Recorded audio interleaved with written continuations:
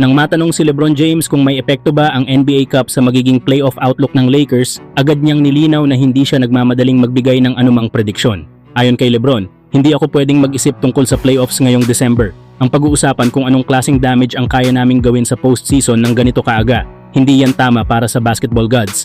Dagdag pa ni LeBron na lalo at mahaba pa ang buwan bago magsimula ang playoffs kaya hindi talaga pwedeng maagang magsalita.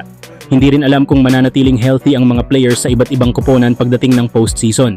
Bukod pa rito, may mga trade pang mangyayari bago ang trade deadline, pati na ang pagkuha ng mga teams ng players mula sa buyout market kaya magbabago pa ang itsura ng buong liga. Dahil dito, malinaw na para kay LeBron ay hindi pa talaga niya masasabi kung ano ang kaya nilang gawin sa playoffs at mas mabuti munang pagtuunan ng pansin ang bawat laro sa ngayon. Habang nang matanong naman si LeBron James tungkol sa naging depensa ng Lakers laban sa San Antonio Spurs, ipinaliwanag niya kung ano ang kailangan nilang ayusin sa kanilang perimeter on-ball defense.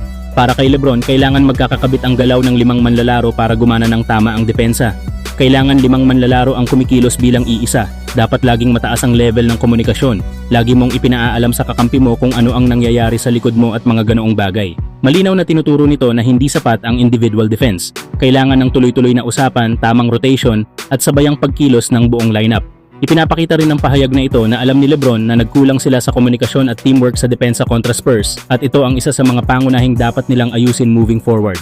Kahit si JJ Redick ay aminado sa kahinaan ng Lakers sa kanilang depensa. Ayon pa kay JJ Redick, mas marami pang ipinapakita ang mga talo ng koponan kaysa sa kanilang mga panalo, lalo na pagdating sa tunay na problema ng team.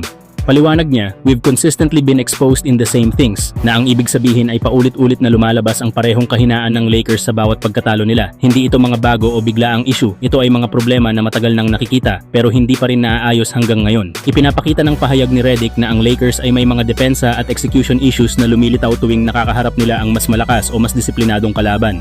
At dahil hindi pa nila nahahanap ang solusyon, patuloy itong nagiging dahilan ng kanilang pagkatalo. Kahit si Austin Reeves ay aminado na isa talaga sa kahinaan ng Lakers ngayong season ang kanilang perimeter defense. Ayon sa kanya, kailangan nilang pagbutihin ito dahil paulit-ulit silang napapahina sa parehong problema. Sinabi niya na, yan ay isang kahinaan na kailangan nating pagbutihin. Mataas pa rin ang morale dito, alam naming kaya namin. Pero kailangan nating maging isang grupo na nagbabantay bilang 5 manlalaro sabay-sabay. Ibig sabihin, kahit mataas pa ang spirit ng team, malinaw na hindi sapat ang individual effort.